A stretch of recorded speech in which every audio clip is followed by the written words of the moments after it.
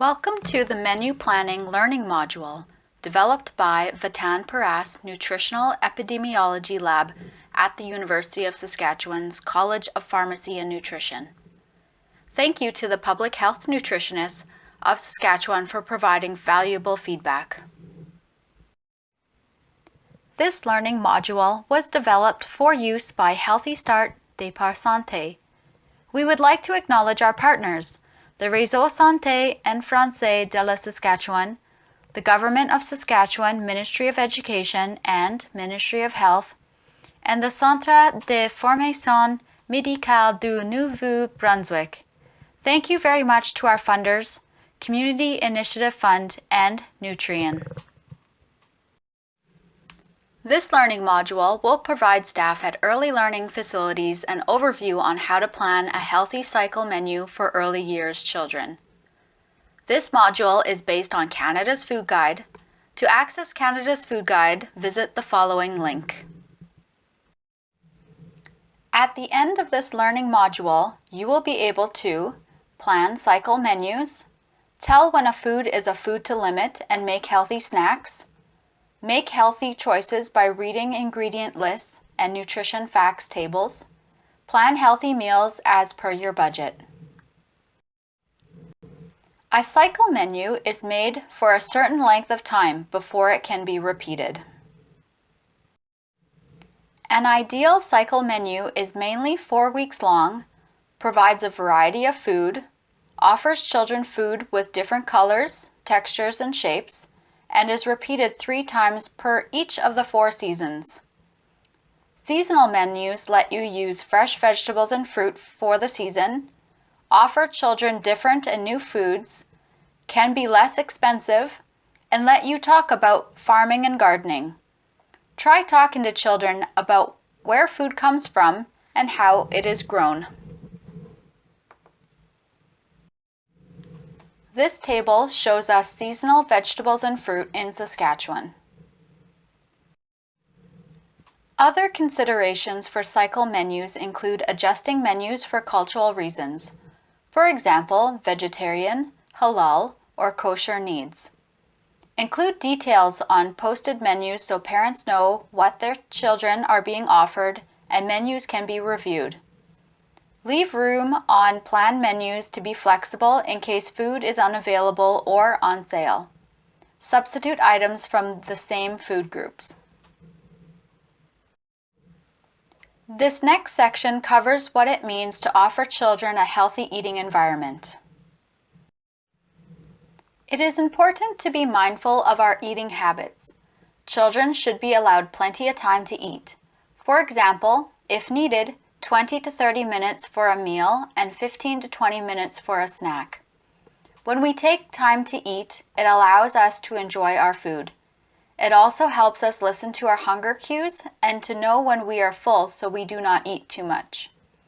Children have smaller stomachs than adults, so often need smaller portions offered more often. This is why it is important to offer snacks between meals and to offer meals and snacks on a regular schedule. The caregiver provides the where and the when to eat, while the child decides whether to eat and how much. Keep meal times fun and enjoyable without distractions such as television, books, and toys. Eat meals family style with serving dishes on the table. Let children serve themselves. This puts the child in control of their food and they will not waste as much and will be more likely to try new foods. Furniture and utensils should be at the right size for children.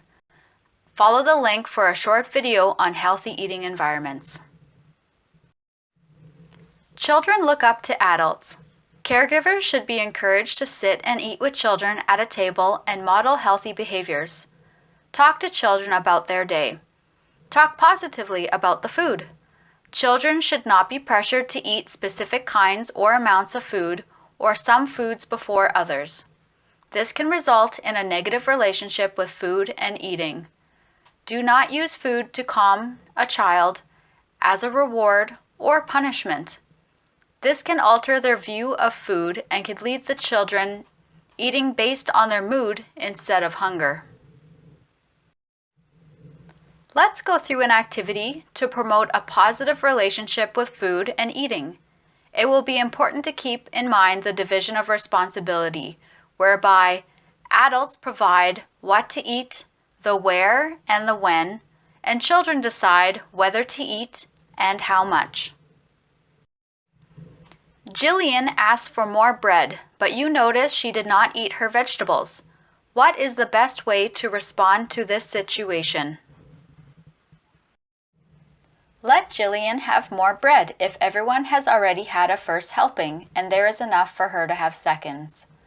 Having vegetables on the table is beneficial even if they are not eaten at every meal. Eating family style results in children serving themselves age-appropriate servings and eating an appropriate amount.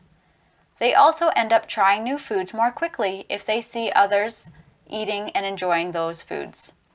Be a positive role model. Eat your own vegetables and talk about them in a positive way. For example, how are they grown or their color? If you are refusing Jillian more bread, you are controlling how much of what she eats. Restricting some foods may lead to overeating. Do not force, pressure, bribe, coerce, or trick Jillian into eating her vegetables. This can cause children to eat less. All these things can lead to children feeling bad about themselves, and mealtimes will not be pleasant for anyone. Benjamin did not eat much lunch, but still wants dessert. What is the best way to respond to this situation? Let Benjamin have dessert. Children need to be offered vegetables and fruit at every meal and snack, although they do not need to eat them. If offering dessert, offer only one portion per child at the same time as the meal. Children get to choose what to eat when they are ready, even if they choose not to eat any of the food, and it does not promote one food as a reward for another. Do not make a big deal about dessert. Do not tell Benjamin that if he eats his lunch, then he can have dessert. This makes it seem like dessert is a more wanted item than the others and can hurt a child's relationship with food. Restricting a food may make a child want it more. Mohammed wants cereal for breakfast even though everyone else is offered toast. What is the best way to respond to this situation? Offer a variety of foods from different food groups at every meal, including something that you know the child usually eats. If Mohammed does not want toast, he can have, for example, the fruit that is offered at breakfast that day. Do not prepare different foods at a time for children whenever they ask. You should not feel like you are a cook at a restaurant. Don't worry, we want them to eat enough food, but if children are hungry, they will eat. Mohammed will get the nutrients he needs over a period of time. It is not about how much is eaten, but that he can make the choices about what to eat. Nuta does not want to try the bean salad. What is the best way to respond to this situation? When offering new foods, offer familiar foods as well. Model positive behaviors by eating and enjoying the bean salad yourself. Encourage Nuta to have a taste, but do not pressure her. Learning to like new foods does not only involve taste. Let children see, smell, and touch new foods. If a child tries the food and goes to spit it out, use the time to teach table manners and have the child discreetly spit it out into a napkin. Sometimes, children need to be presented with new foods multiple times before they accept them. Even if a child has eaten the food before, they may not eat it every time it is offered. So keep offering the food and model healthy behaviors.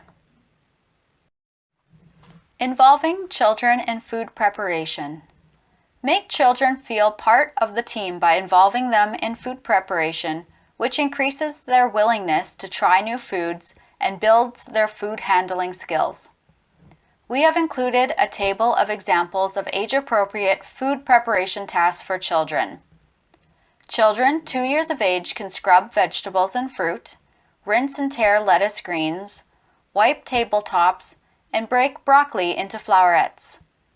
Children 3 years of age can knead and shape dough, mash soft food with a fork, mix batter with a large spoon, and throw waste into the garbage bins. Children 4 years of age can measure using measuring cups, peel oranges and hard-boiled eggs, cut soft food with a plastic knife, and set and clear the table.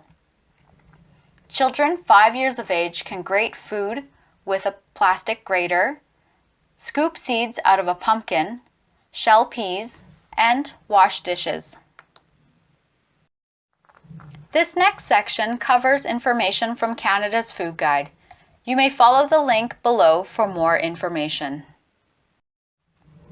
Try making half your plate vegetables and fruit. They can be fresh, frozen, and canned. Vegetables and fruit have important nutrients such as fiber, vitamins, and minerals. Offer vegetables and fruit prepared with little to no added sodium, sugars, or saturated fat.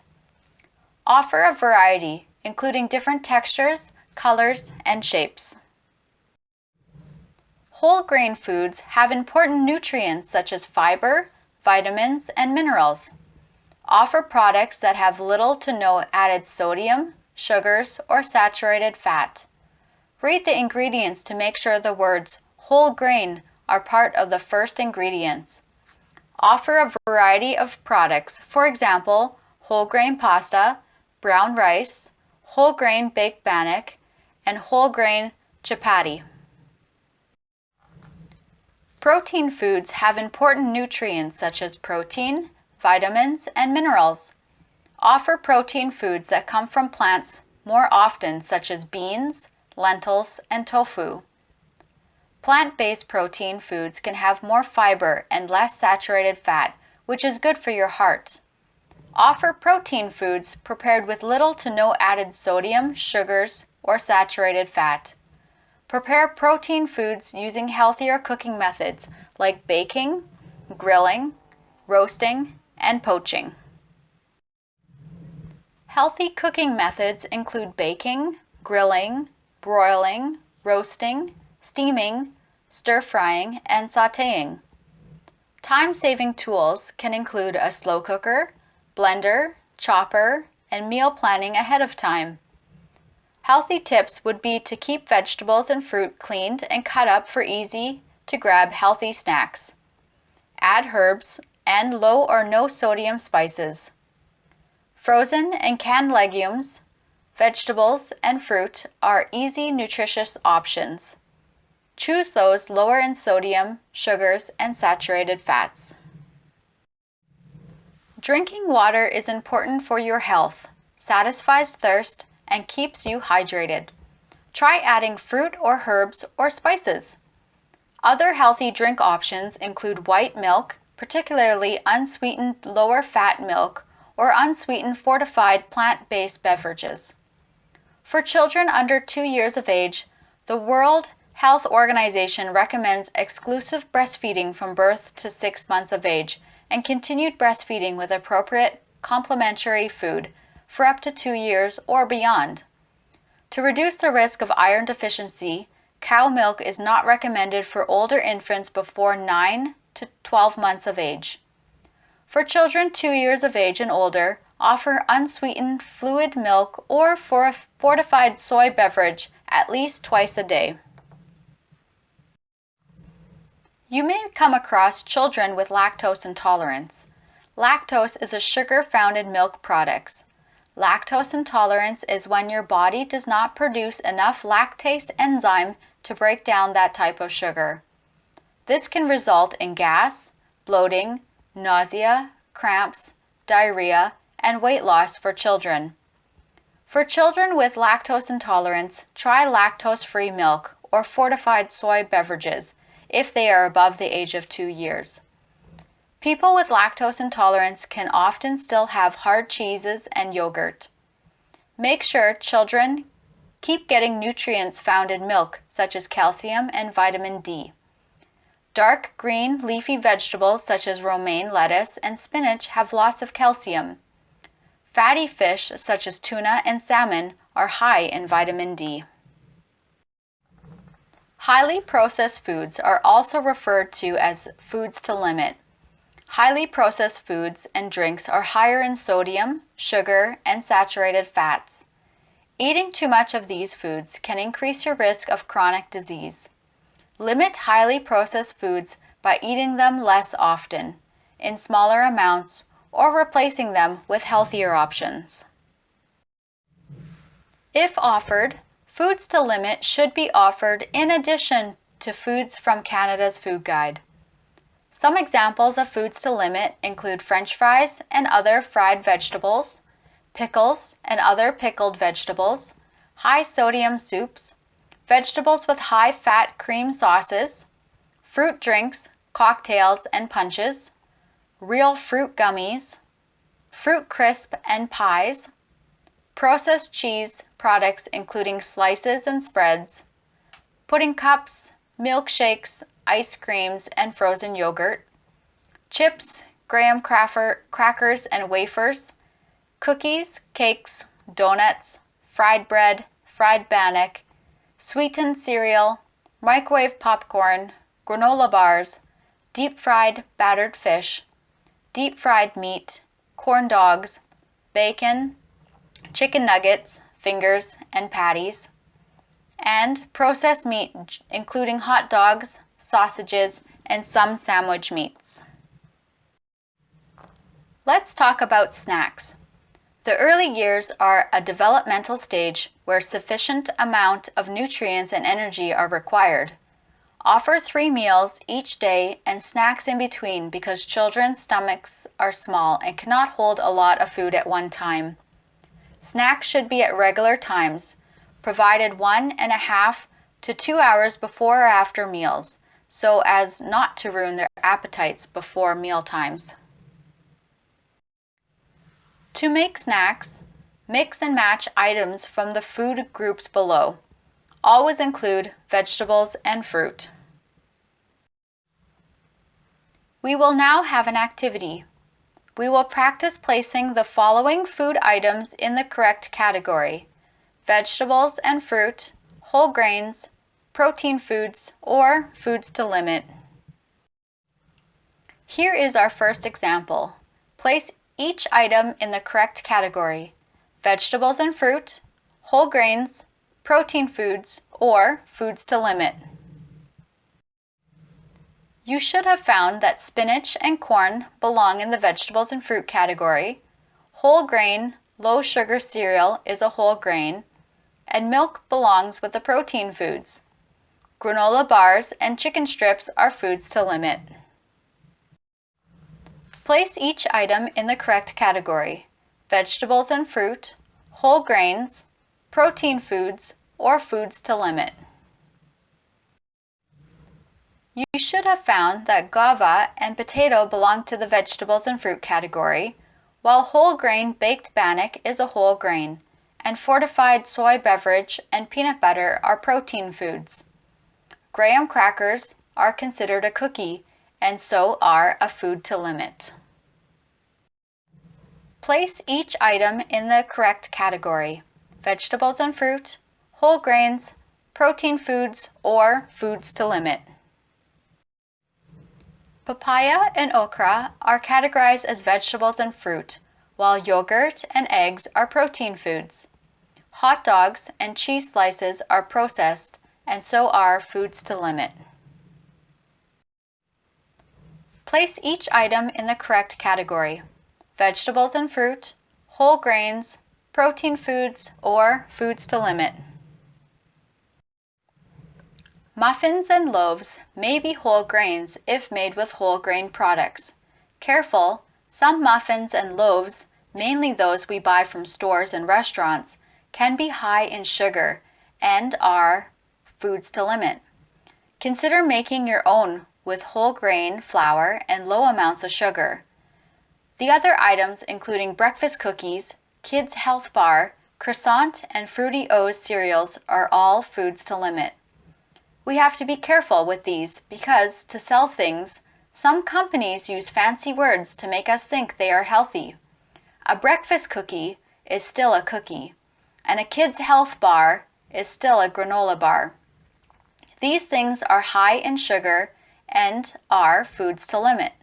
Some cereals are also high in sugar, and so they are foods to limit, not grain products. Not all foods are created equally. As you saw with the previous examples, some muffins are healthy and some are cake. This is to be true of many food items. Involve children in making food so everybody knows that healthy ingredients have been used. To evaluate menus from early learning facilities, we cannot tell by the word muffin if it is a healthy muffin or more like a cake. We have to make some assumptions.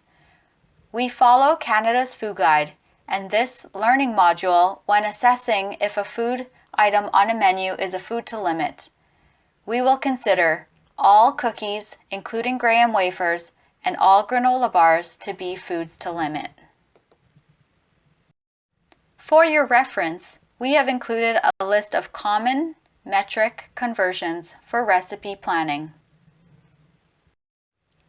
Let's move now to shopping. How can we use the nutrition facts table? We can often make healthy foods at home. Pre-packaged items can be more expensive and less nutritious. However, they can save lots of time. The following slides will help you compare products and select the healthier option. Food labels consist of the nutrition facts table and ingredients list. The nutrition facts table compares nutrients of interest by looking at the percent DV or percent daily value. Use serving sizes to compare products. Make sure the serving size is similar. The ingredients list lists allergen in packaged foods. It lets us know the quality of the product. For example, if you are wondering if a grain product is a whole grain or refined grain, it will be in this list. New rules for the nutrition facts table came out December 14, 2016, but companies have 5 years to update products. Serving sizes will list what is usually eaten at one time so you can more easily compare items. New rules include adding percent daily value for sugars and potassium. Nutrients required on the new table are in the example to the left. All others are optional. For the ingredients list, ingredients are listed by weight from most to least. The new ingredients list must now group sugars together and food colors must be listed by name. Make sure you check the ingredients list if you have children with allergies at your facility. The new list summarizes them at the end, but some companies are still using the old list, so you will have to read through all the ingredients. For more information, visit the link. The percent daily value can be used to compare nutrients in different packaged food and beverages. A general guideline is that if an item contains 5% or less of a nutrient, it is considered a little, and 15% or more is a lot. If sugars do not contain a percent daily value, simply replace the grams by the percentage because the reference is 100 grams. So the percent daily value, why does it matter? Not all nutrients need to be on the nutrition facts table, only those of concern that most people need more or less of. So the nutrients we want more of include fiber, which is found in whole grains, whole vegetables and fruit, beans, legumes, and nuts. Fiber is important for a healthy digestive tract. Iron is found in protein foods and it is needed for blood and growth and development. Calcium is found in dairy and dark green vegetables. It is good for strong bones. Potassium is found in vegetables and fruit and helps lower our blood pressure. The nutrients we want less of include saturated and trans fat, which are found in fried food, baked goods, butter, ghee, and margarine. Saturated and trans fat should be limited to lower our risk of unhealthy weight gain and heart disease. Sodium or salt is found in processed foods such as sandwich meat, canned goods, and snack items. Sodium should be limited to lower our risk of high blood pressure, heart disease, and stroke. Sugar is found in sweets, baked goods, juice, and other flavored beverages. Sugar replaces healthy nutrients and contributes to dental caries and unhealthy weight gain, which can lead to heart disease and type 2 diabetes. Let's go through an activity to compare products using the percent daily value. Let's compare two products using the percent daily values. Here we see that option A has 40% fiber, whereas option B only has 4% fiber. We can also look at sodium on this nutrition facts table, whereas sodium for option A is 2% and sodium for option B is 6%. So the better choice here is option A, as it has less sodium and more fiber. For the examples on the following slides, when choosing between option A and B, which product is the better choice? Let's compare two types of the same brand of crackers. On the left, we have a brand's original cracker, and on the right, we have the same brand's multigrain cracker. First, we will compare reference amounts as these have to be similar in order to compare products. For both these products, our reference amount is 20 grams. So we can move on to the next step, which is to compare nutrients of concern. The product on the left has slightly more fat and iron and slightly less fiber, protein, and sodium. For early years children, we are not concerned about fat, and since they will be getting protein sources elsewhere, it is not a concern when choosing a cracker. We would choose the original cracker as they have slightly less sodium and sugar. Just a note to remember that multigrain does not equal whole grain.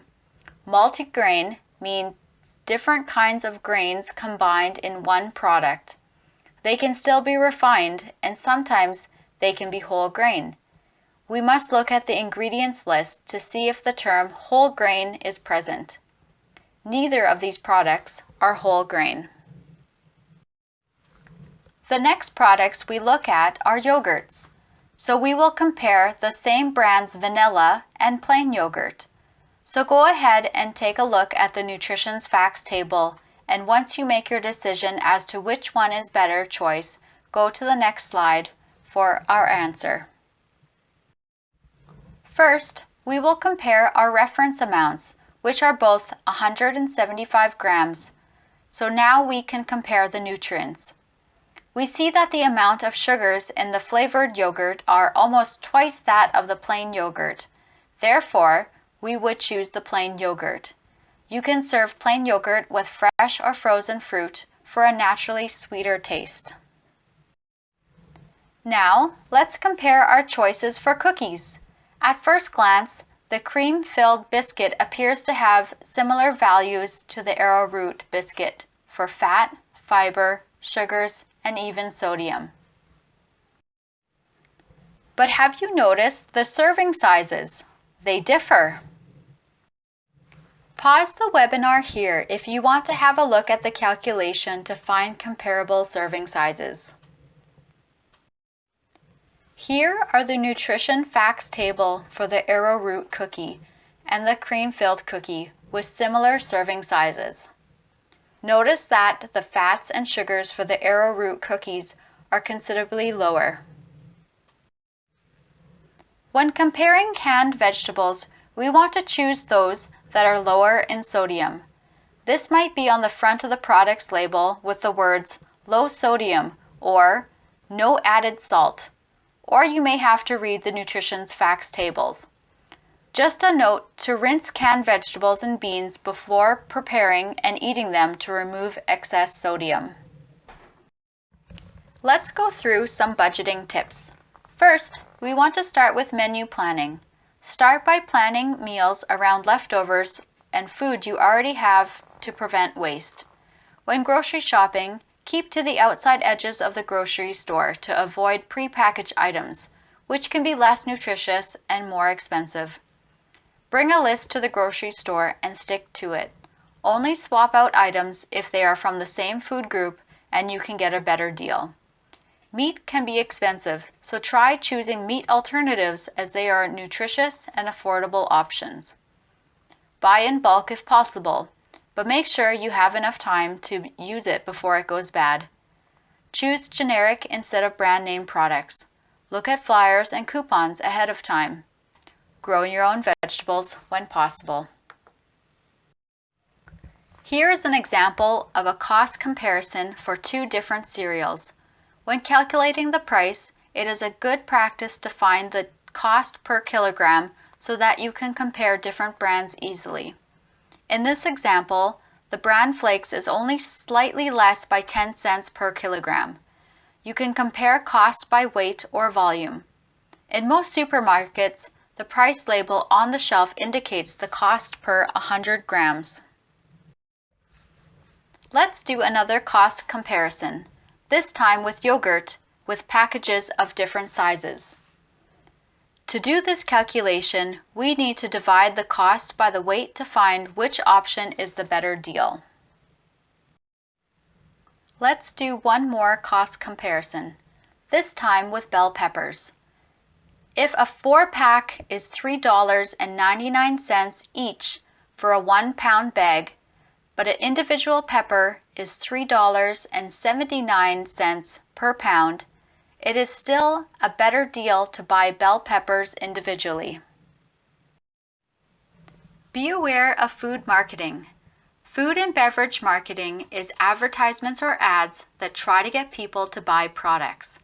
These ads can appear on food and beverage items, in social media, at events, in commercials, and product placement in TV shows, movies, and more. Since marketing is all around us, we do not always realize we are being affected by it. Many highly marketed items are highly processed foods or foods to limit, which are higher in sodium, sugars, and saturated fat. So it is important to be aware of marketing around us to help ourselves try and not be influenced to purchase unhealthy food and beverage items. Limit marketing to children. Children are at risk for marketing. Lots of products use popular cartoon characters, toys, and prizes. Ads are placed in games and videos common to children. Children are more impulsive, want to fit in with others, and like instant gratification. To limit marketing to kids, limit screen time and encourage children to play and be physically active instead of watching videos or using electronic devices. Talk to them about marketing. Get children to help with meal planning and stick to the grocery list. Let's take a quick look at vegetable gardening. Gardening looks like a lot of work, but if you get the children involved, it can be a fun activity for everyone.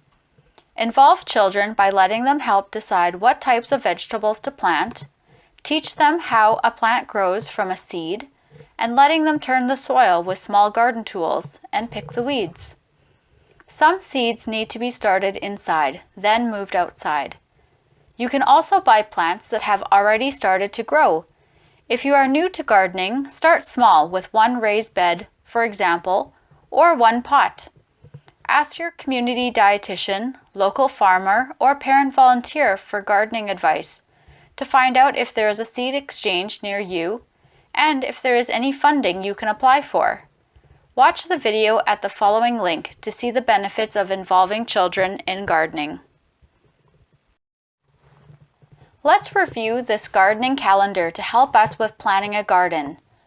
For the months from January to March, before purchasing seeds, draw a map of your garden for an idea of the number of seeds or plants that can fit into the available area.